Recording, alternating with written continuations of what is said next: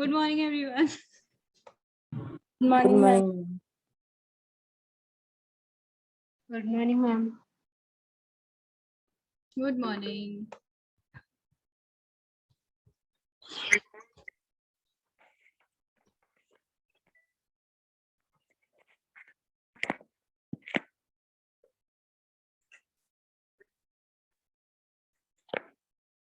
आप लोगों के हिसाब से कल आपका टेस्ट कैसा गया?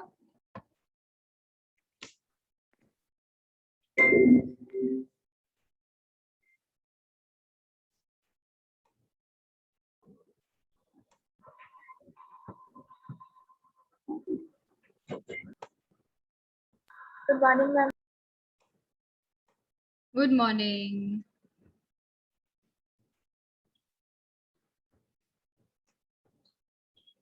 कोई भी जो थोड़ा सा बताना चाहेगा कि आपका टेस्ट कैसा गया? बढ़िया। कितना बढ़िया? अच्छा गया था मैम। मैम पूरा बढ़िया। पूरा बढ़िया? वो तो अभी पता चलेगा कितना बढ़िया।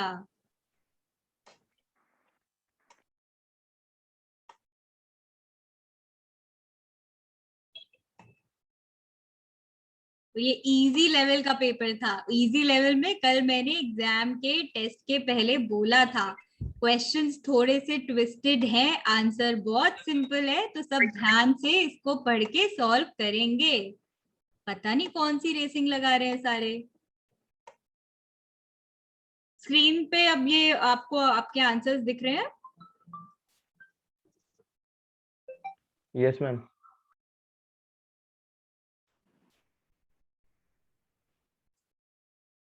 ओके।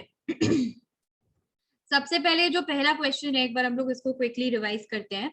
जो अपना पहला क्वेश्चन था, that was law of demand states that if quantity demand increases there is change in price level.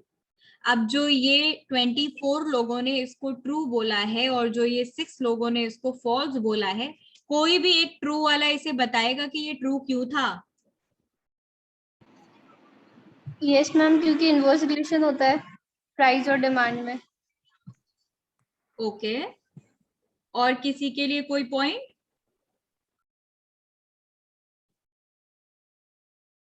बताओ, ये 26 लोगों ने ही पहला क्वेश्चन गलत कर दिया। थोड़ा सा आप लोग याद करोगे कि मैम इसको गलत क्यों कह रही हैं आप? गलत कैसे कह रहे हो मैम आप? अभी बता रहे हैं गलत कैसे कह रहे हैं। इतनी बार एक चीज, ये आपको ब्लैंक स्क्रीन दिख रही है या नहीं दिख रही है? No ma'am. नहीं दिख रही, रुक जाइए। अब यस मैम। ठीक है। सबसे पहले तो आप मुझे ये बताओ कि डिमांड कर्व में एक्स एक्सिस पे क्या आता है? क्वांटिटी। वाई एक्सिस पे क्या आता है? प्राइस। अपना डिपेंडेंट वेरिएबल कौन सा है इसमें से? प्राइस डिपेंडेंट है या क्वांटिटी डिपेंडेंट है? क्वांटिटी। सबसे पहले जो लोग बोल रहे हैं प्राइस डिपेंडेंट है, एब्सोल्युटली राइट। जो लोग बोल रहे हैं क्वांटिटी डिपेंडेंट है, उनकी अंडरस्टैंडिंग के लिए मैं आपको बता दूं, एक्स एक्सिस पे हम लोग हमेशा इंडिपेंडेंट वेरिएबल लेते हैं। क्या आज के टाइम पे आप मार्केट में कोई शैम्पू खरीदने जाते हैं और अगर एकदम से क्वांटिटी डिमांडेड बढ़ गई तो क्या सप्लायर उसका प्राइस चेंज कर देता है? आप बताओ। No, ma'am. No ma'am. क्या जब आप मैम। लोग अपना विंटर्स के टाइम पे आइसक्रीम की कंजम्पशन बंद करके कॉफी या टी की कंजम्पशन बढ़ा देते हैं, तो क्या अपने आइसक्रीम के प्राइसेस में चेंजेस आ जाते हैं? सप्लायर प्राइस चेंज कर देता है क्योंकि क्वांटिटी डिमांड कम हो गई? No ma'am. No ma'am. So यहाँ पे कॉन्सेप्ट आता है, बहुत ध्यान देने वाली बात है क्योंकि पहला ही क्वेश्चन मेजॉरिटी लोगों ने गलत किया है। क्वांटिटी अपनी इंडिपेंडेंट वेरिएबल है और प्राइस अपना डिपेंडेंट वेरिएबल है। कहने का मतलब कि प्राइस के चक्कर में हमारे क्वांटिटी में चेंज आता है। याद करिए law of demand, when price is reduced. अब आप बताइए क्वांटिटी डिमांडेड बढ़ती है या कम होती है? बढ़ती है। तो ये प्राइस के कम होने से क्वांटिटी डिमांडेड बढ़ गई या क्वांटिटी डिमांडेड बढ़ने की वजह से आपका प्राइस कम हुआ था? प्राइस की वजह से क्वांटिटी। सब लोग इस बात से अग्री कर रहे हैं कि if there is a change in price, price चाहे बढ़े या प्राइस चाहे कम हो, उसकी वजह से क्वांटिटी में चेंजेस आते हैं। आप सबको समझ में आया ये वाला कॉन्सेप्ट? यहाँ से तो अपना जो लॉ ऑफ डिमांड है, जिसका इक्वेशन होता है that your demand is a function of price, यहीं से बात को समझने की कोशिश करिए। कोई चीज कांस्टेंट बता दी है, is a function of price, यानी अगर प्राइस में कुछ भी चेंज हो रहा है उसके चक्कर में अपनी डिमांड में चेंज आ रहा है। अब आप लोग दोबारा से इस क्वेश्चन को रीड करिए कि ये आप लोगों से गलत क्यों हो गया। मैंने क्वेश्चन में दिया था law of demand states that if the quantity demanded increases there is change in price level। आप बताइए ये उल्टा होना चाहिए था या ये यही सही है? उल्टा होना चाहिए था। उल्टा होना चाहिए था। हाँ, तो ये जो ट्रू लिखा है ये क्या सोच के ट्रू लिखा था कि मैम ने पहला क्वेश्चन तो मैम इजी देंगी, ये सोच के लिखा था?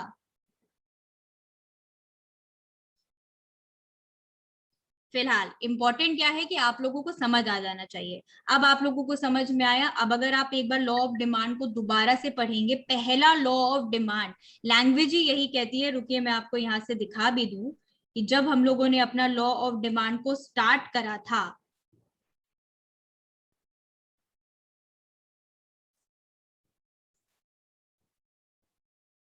अब ये देखिए, जब लॉ ऑफ डिमांड को अपने ने स्टार्ट किया था, according to the law of demand when all the other things remain constant, यानी यहाँ पे अलग डिटर्मिनेंट्स की बात हो रही है, यहाँ कॉम्प्लीमेंट्री गुड्स, सप्लीमेंट्री गुड्स, उन सब चीजों की बात हो रही है, उन चीजों को अपने ने कांस्टेंट रख दिया है।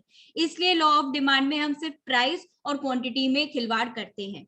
इसके हिसाब से if the price rises demand is decreased, if the price falls demand will be increased. अब आप लोगों को समझ में आया ये रिलेशन कि डिमांड प्राइस पे डिपेंडेंट है या प्राइस डिमांड पे डिपेंडेंट है? डिमांड पे डिपेंडेंट। तो अब समझ में आया ये क्यों गलत कर दिया इन इतने सारे बच्चों ने, 24 लोगों ने इसको गलत करा है। आप लोगों को समझ में आ गया ये? Yes ma'am. Yes ma'am. मतलब यार पूरा चैप्टर पढ़ने के बाद सिर्फ 6 लोगों को मैं बोलूंगी कि उन्होंने बहुत ध्यान से इस लाइन को पढ़ा, बराबर टाइम लिया और इसको सॉल्व करा। यही होते हैं एमसीक्यू, देख के आसान लगते हैं पर होते नहीं है। देखो कितना इजी था, पहला लाइन आपके चैप्टर का था और वो इतने सारे लोगों ने गलत करा। अब ये मतलब 100% सही, इसमें तो कुछ कहना ही नहीं है कि इंडिविजुअल डिमांड आपको दी थी, मार्केट डिमांड आपको बतानी थी। आपको भी पता है market demand is nothing but the total aggregate of all the demands existing in an economy। इस केस में इंडिविजुअल डिमांड 20 + 40 + 30 होती है 90 यूनिट, और वो सब लोगों ने एकदम एब्सोल्युटली करेक्ट आंसर करा है। दिस मीन्स कि अगर मैं आपको क्वेश्चंस में मार्केट डिमांड दे दूं और किसी 2 लोगों का इंडिविजुअल डिमांड दूं, तो आप तीसरे का इंडिविजुअल डिमांड निकाल देंगे? Yes ma'am. Yes ma'am. तो यहाँ पे तो मैं भी सेटिस्फाई हो गई कि भाई अब इस कॉन्सेप्ट में आपको कोई घुमा फिरा के कोई भी क्वेश्चन दे देगा, ये सारे के सारे सही करेंगे। Third question, it shows the relationship between price of one commodity and the demand of another commodity, what kind of demand it is. सबसे पहले चारों ही आंसर लोगों ने सिलेक्ट करे हैं। सबसे पहले तो आप मुझे ये बताइए कि अपने पास कितने तरह की, what are the types of demand that we have? 3 What are those 3 demands, types of 3 demand? Price demand, price demand, income demand, cost demand. ठीक है, तीनों के ग्राफ देखिए।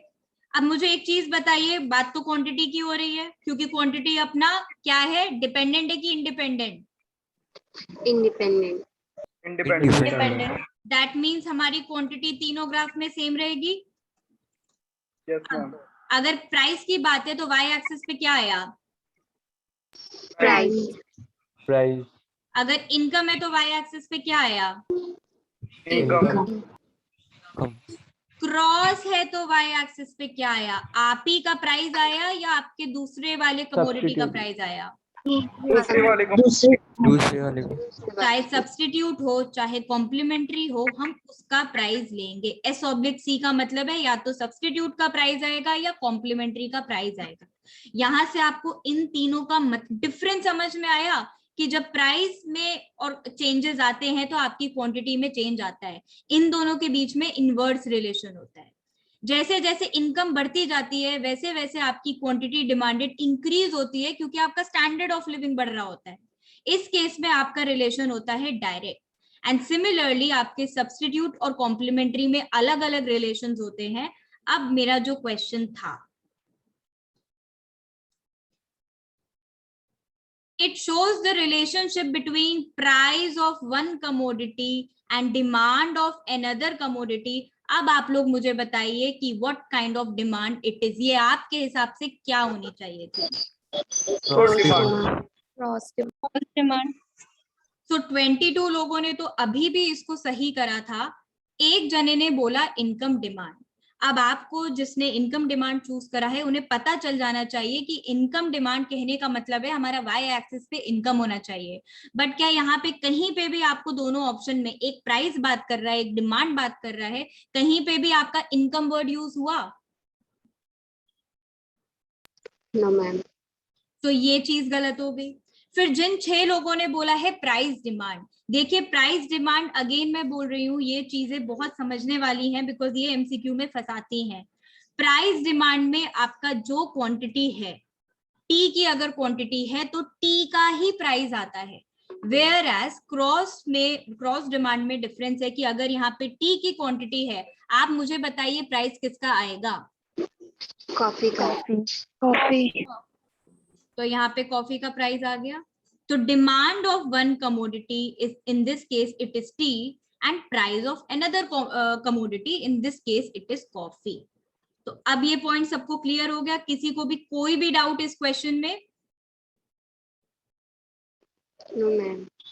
और देखिए क्वेश्चन पेपर में अगर आपको किसी भी क्वेश्चन में डाउट है, मैंने जानबूझ के ये क्वेश्चन ऊपर दिया, जस्ट इसके नीचे देखिए दूसरा क्वेश्चन क्या दिया, सो दैट अगर यहां से भी आप दोनों क्वेश्चंस में रिलेटिविटी निकालते हैं ना, आपको समझ में आ जाता है कि दोनों चीजें एक ही हैं। कैसे?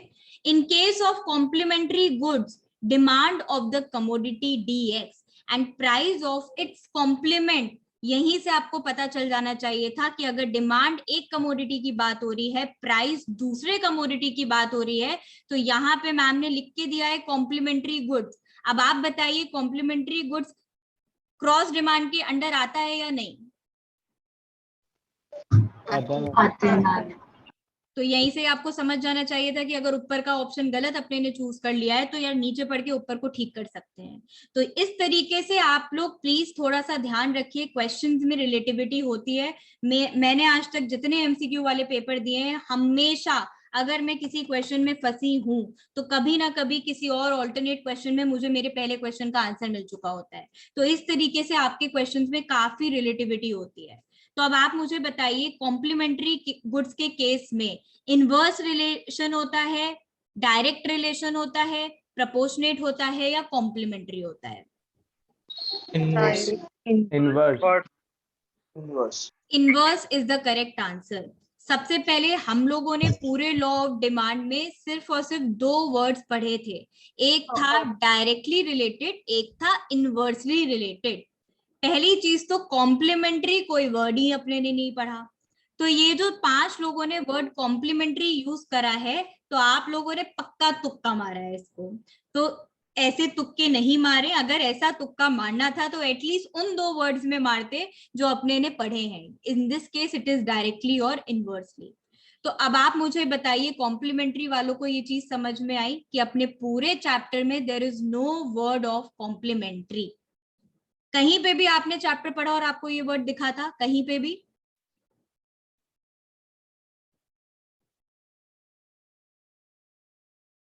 अगर कोई बोल रहा है तो मेरे तक आवाज नहीं आई।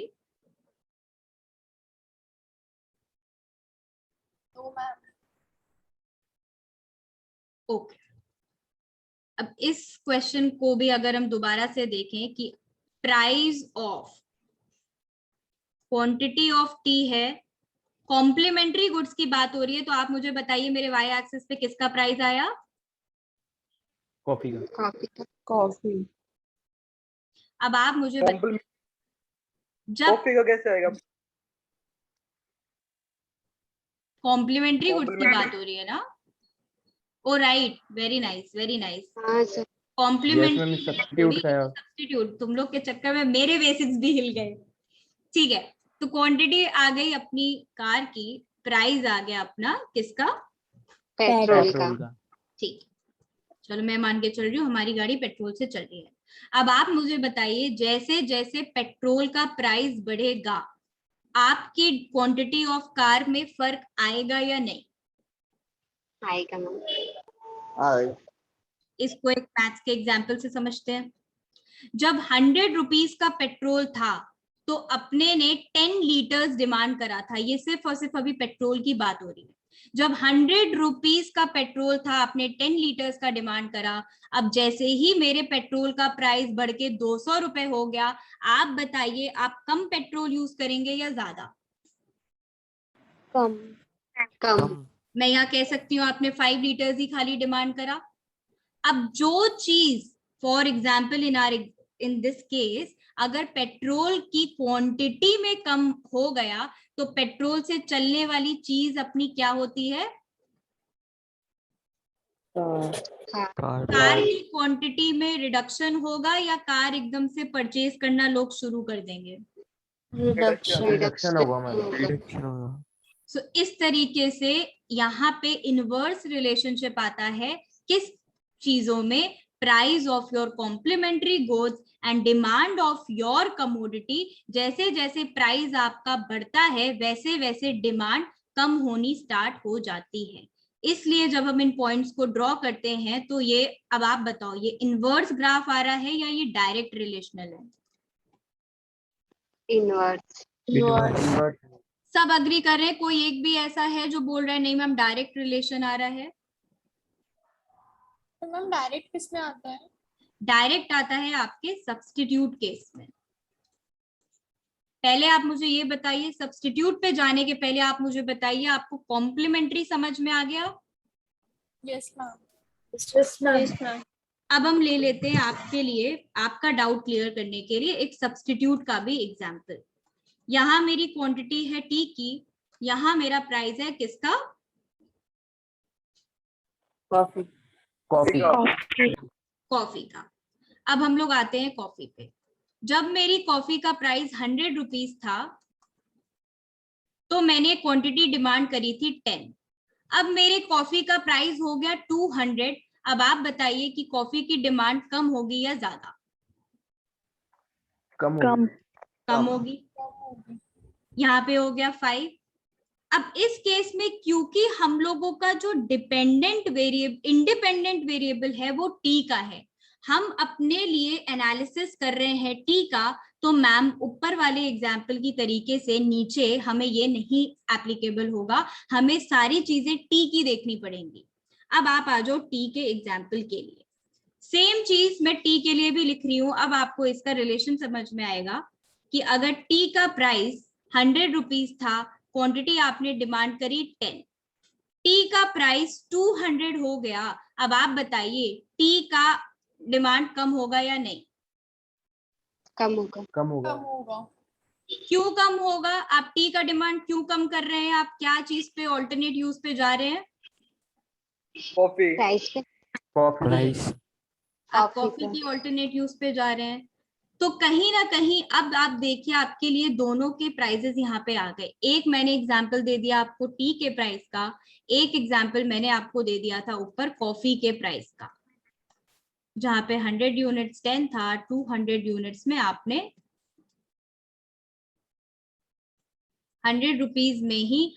अब यहां से रिलेशन बनाइएगा कि जब ये टी की डिमांड कम हुई, क्योंकि प्राइस का तो कॉफी का तो प्राइस कांस्टेंट है, यहाँ पे तो कोई चेंज नहीं आया है क्योंकि हम लोग टी में चेंजेस कर रहे हैं। अब जैसे ही टी का प्राइस में रिडक्शन इंक्रीमेंट आया, टी का प्राइस 100 रुपीज से 200 हो गया, तो आपकी कॉफी की डिमांड बढ़ी या नहीं? बढ़ी।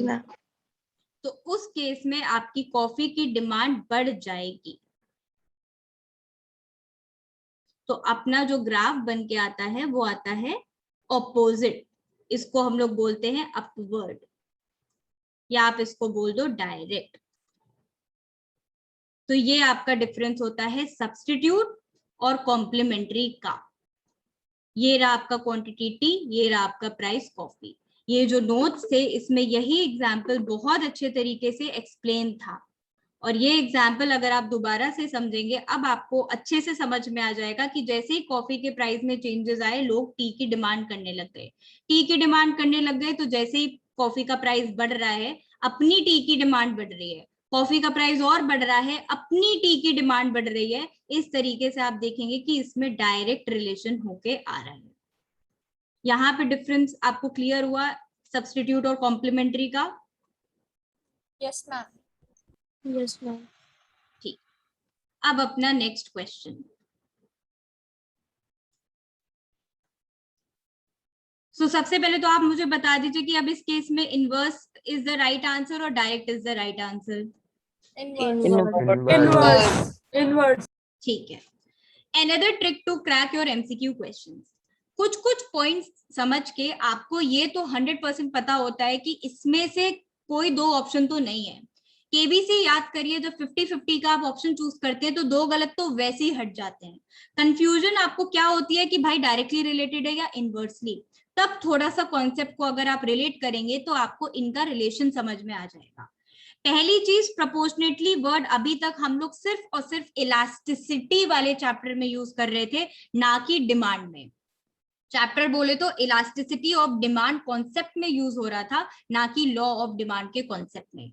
आप मुझे बताइए, जहां पे सिर्फ कॉम्प्लीमेंट्री गुड्स की बात हो रही है, क्या इस पूरी लाइन में कहीं पे भी इलास्टिसिटी लिखा है?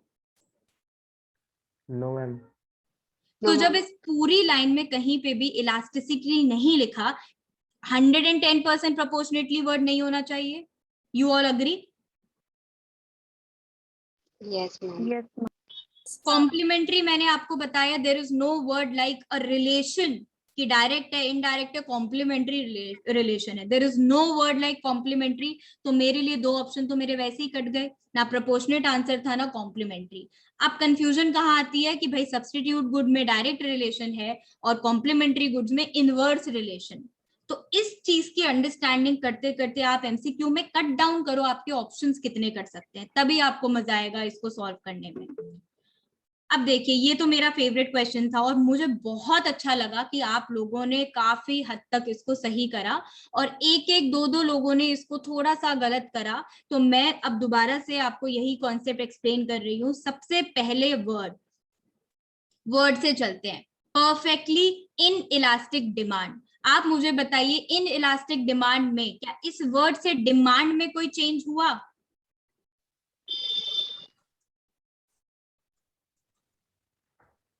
Anybody who can answer me this thing? Perfectly inelastic demand, क्या हमारी डिमांड में कुछ चेंज हुआ?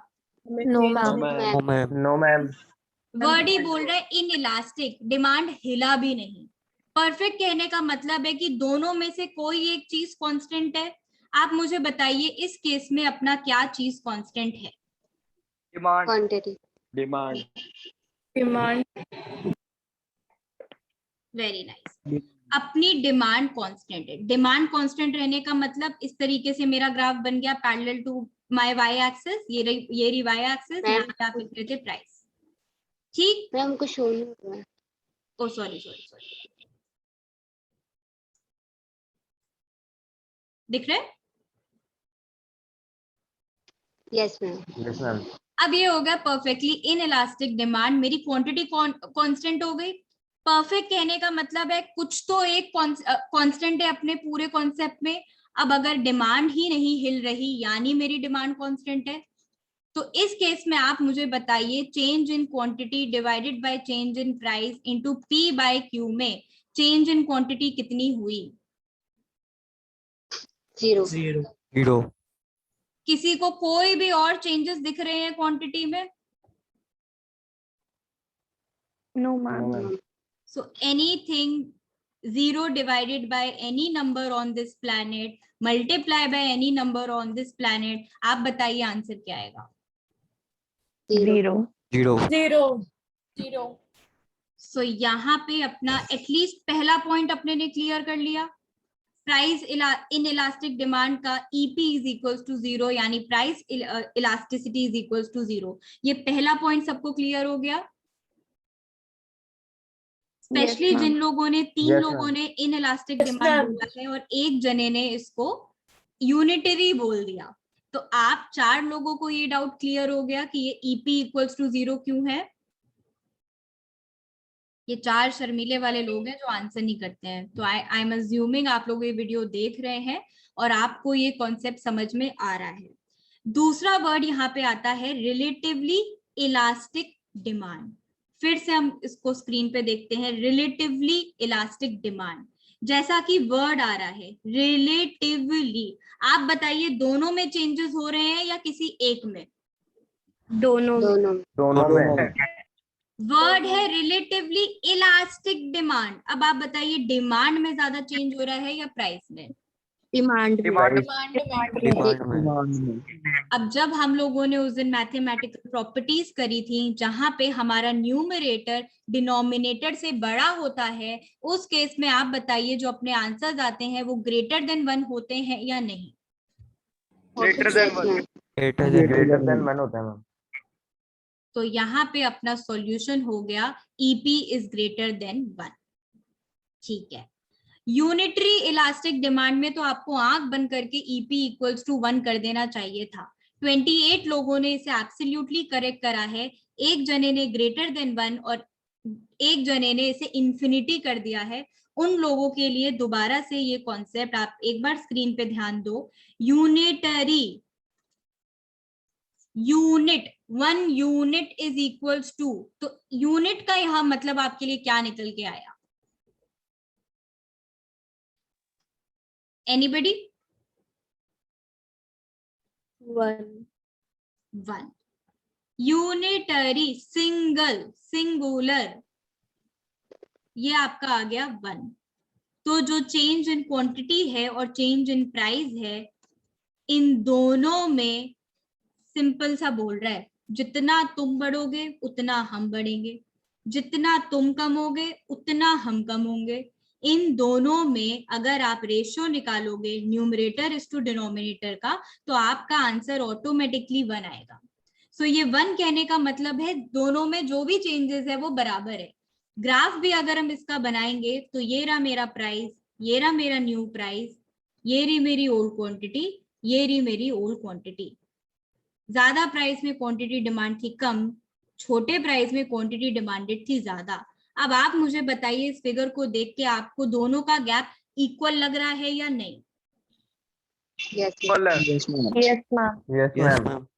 यही आपका एक्सप्लेन करता है यूनिटरी इलास्टिक डिमांड।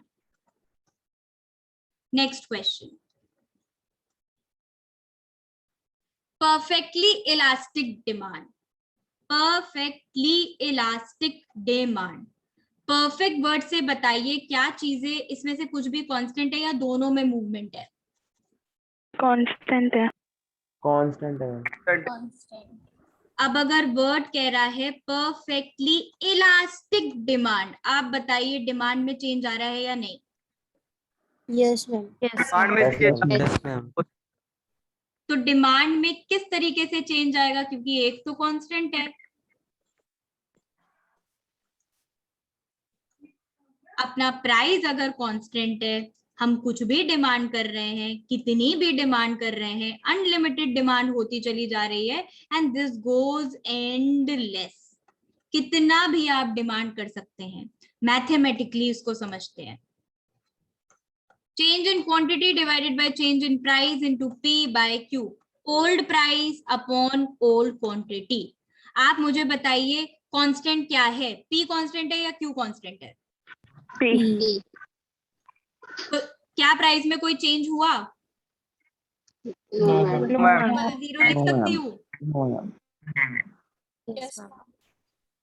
अगर डिनोमिनेटर में मेरे 0 है और दुनिया का कोई भी नंबर मेरा न्यूमरेटर क्यों ना हो, मुझे किसी भी नंबर से क्यों ना उसको मल्टीप्लाई और डिवाइड करना पड़े, अगर डिनोमिनेटर में 0 है, आप मुझे बताइए मैथमेटिकली इसका आंसर क्या आएगा? Infinity. और मैंने आपको बताया था कि जो ये इन्फिनिटी का सिंबल है, ये बेड पे लेटा हुआ था सिंबल है या ये बेड पे खड़ा हुआ सा सिंबल है? Data. तो जब आपका ये अल्फाबेट भी लेटा हुआ है, जब ये आपका ग्राफ भी लेटा हुआ है, तो ये तो अंडरस्टूड हो गया ना कि ये भी EP इक्वल्स टू इन्फिनिटी है। इससे ज्यादा अच्छे से मेरे पास कुछ और समझाने के लिए नहीं है। अगर इसके बाद भी किसी को डाउट है तो आप एक बार मुझे बताओ, मैं पूरा एक कॉन्सेप्ट आपको दोबारा एक्सप्लेन करने के लिए रेडी हूँ। किसी को भी कोई डाउट इस पॉइंट में? No, ma'am. ठीक है। सो यहाँ पे ये क्वेश्चन ज्यादातर लोगों ने सही करा है। आप मान के चलो आपके क्वेश्चन पेपर में इन पांचों में से जो बच गया वो वाला भी, इन पांचों में से एक क्वेश्चन 110% आएगा ही आएगा। तो ये कॉन्सेप्ट तो आपके टिप्स पे वैसे भी होना चाहिए। Next question, if the proportionate change in demand is less than the proportionate change in income. अब आप मुझे बताइए, ये प्राइस इलास्टिसिटी की बात कर रहा है कि इनकम इलास्टिसिटी की? Income elasticity. अब आप मुझे बताइए, डिमांड में ज्यादा चेंज है या इनकम में ज्यादा चेंज है? इनकम में। अगर इनकम में ज्यादा चेंज है तो मेरी क्वांटिटी इलास्टिक डिमांड होगी या इन इलास्टिक डिमांड होगी? इनइलास्टिक। Inelastic demand. अब अगर दोनों में चेंजेस हैं, इनकम में भी चेंज है, क्वांटिटी में भी चेंज है, तो वर्ड रिलेटिवली यूज होगा या परफेक्ट यूज होगा? रिलेटिवली। तो यहाँ पे अपना आंसर ऑटोमेटिकली बन गया। आपने देखिए पूरा पढ़ के इसको ब्रेक डाउन करा है। 25 लोगों ने ऑलरेडी इसे सही आंसर करा था, 2 लोगों ने जो इसको गलत आंसर करा है उनके लिए अब पूरा लाइन आपने खुद ब्रेक डाउन करा है। आंसर आपका आ गया रिलेटिवली इनइलास्टिक इनकम डिमांड। तो अपने को पता होना चाहिए, यही अगर क्वेश्चन में मैंने दे दिया होता ना आपको रिलेटिवली इनइलास्टिक प्राइस डिमांड, 110% कोई ना कोई इसे प्राइस डिमांड भी क्लिक कर देता। मैंने पहली बार था, इजी लेवल था, इसलिए हर ऑप्शन में आपको इनकम डिमांड ही दिया। रीजन बीइंग कि अपने लिए जो ये नाम है relatively inelastic, relatively elastic, perfect elastic, इनका डिफरेंस अपने को क्लियर होना चाहिए। तो अब सबको ये पॉइंट क्लियर हो गया? किसी को भी कोई डाउट इसमें? No, ma'am. Next question, types of elasticity of demand. 19 लोगों ने एब्सोल्युटली सही आंसर दिया है, 5 लोगों ने गलत आंसर दिया है और 4 लोगों ने भी गलत answer. So I can say कि 9 लोगों ने इसको गलत आंसर करा है। अब देखिए types of elasticity of demand. सबसे पहले आप मुझे बताइए कि डिमांड कितने तरह की होती है, जो अपने ने ऑलरेडी डिस्कस करा है? 3 टाइप्स। 3 टाइप्स। सो जब 3 टाइप्स की ही डिमांड है तो आप बताइए इलास्टिसिटी कितने टाइप्स की हुई? 3। जब प्राइस की वजह से चेंजेस आ रहे हैं, इलास्टिसिटी टेल्स यू कितना चेंज आ रहा है। जब इनकम की वजह से क्वांटिटी में चेंज आ रहा है, इलास्टिसिटी टेल्स यू कितना चेंज आया। जब सब्स्टिट्यूट और कॉम्प्लीमेंट्री गुड्स की वजह से क्वांटिटी में चेंज आ रहा है तो इलास्टिसिटी ने बताया कितना चेंज आया। तो जितने तरीके की डिमांड है उतने ही तरीके की तो अपनी इलास्टिसिटी होगी। यू अग्री और नॉट? Yes, ma'am. जिन लोगों ने 5 आंसर किया है उन लोगों ने ये आंसर कर दिया है how many types of price elasticity, let's say income elasticity, demand are there. क्या मैंने प्राइस वर्ड यूज किया है या इनकम वर्ड यूज किया है, या सिंपल आपसे पूछा है how many elasticity of demand are there?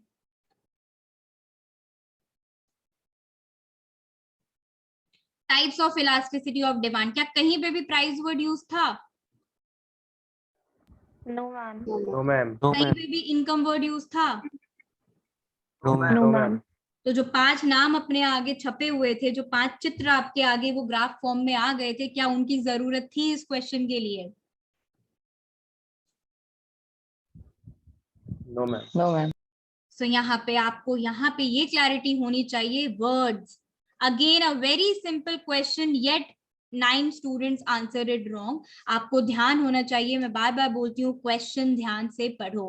Paper अभी तो मैं इजी लिख रही हूँ तो आपका मेंटल बॉडी वैसे ही उसको समझता है पेपर इजी होगा। जिस दिन मैंने पेपर के आगे लिख दिया ना हाई लेवल, उस दिन ऑटोमेटिकली आप हर क्वेश्चन गलत करना शुरू कर दोगे, आपको लगेगा पक्का हर क्वेश्चन में कुछ दिक्कत है, बल्कि ऐसा नहीं है। क्वेश्चन रीड करो, वर्ड्स के मतलबों को समझो, आप ऑटोमेटिकली आप देखना कि किस तरीके से आपके ग्राफ में इंप्रूवमेंट आएगा। अभी अपने ने ऑटोमेटिकली 40 मार्क्स का प्रिपरेशन कर लिया है। 10 मार्क्स आपके पहले चैप्टर से, 10 मार्क्स 20 मार्क्स इस चैप्टर से, 20 मार्क्स पहले वाले चैप्टर से। तो आपको खुद समझ आना चाहिए कि अभी आप अपने को कितनी प्रैक्टिस की जरूरत है, कहाँ कहाँ आप गलती कर रहे हो, वर्ड को कैसे कैच करना है, क्वेश्चन कैसे पढ़ना है, वरना एमसीक्यू में बहुत प्रॉब्लम होगी। तो अभी से ही अपने को प्रैक्टिस करनी है इसकी। Next question, in case of inferior goods ID slope dash from left to right. सबसे पहले आप मुझे बताइए आईडी का फुल फॉर्म क्या हुआ?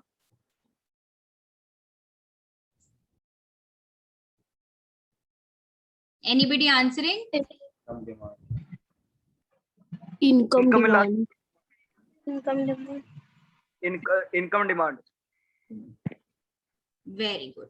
आईडी का मतलब हुआ इनकम डिमांड। अब आप मुझे बिना उस क्वेश्चन को पढ़े बताइए, जब इनकम बढ़ती है, जब इनकम बढ़ती है तो आपकी डिमांड इंक्रीज होती है या नहीं? जब इनकम कम होती है तो आपकी क्वांटिटी डिमांडेड कम होती है या नहीं? Yes, ma'am. Yes, ma'am. ठीक है। नेक्स्ट क्वेश्चन, दो तरीके के गुड्स हैं, एक है inferior goods which is low quality goods, एक है सुपीरियर गुड्स। अब आप मुझे बताइए, अगर मेरा y एक्सिस इनकम है, मेरा x एक्सिस मेरी क्वांटिटी है, तो जैसे जैसे मेरी इनकम बढ़ेगी आप अच्छी क्वालिटी के गुड्स खरीदना चाह रहे हैं या बुरी क्वालिटी के? अच्छी क्वालिटी है।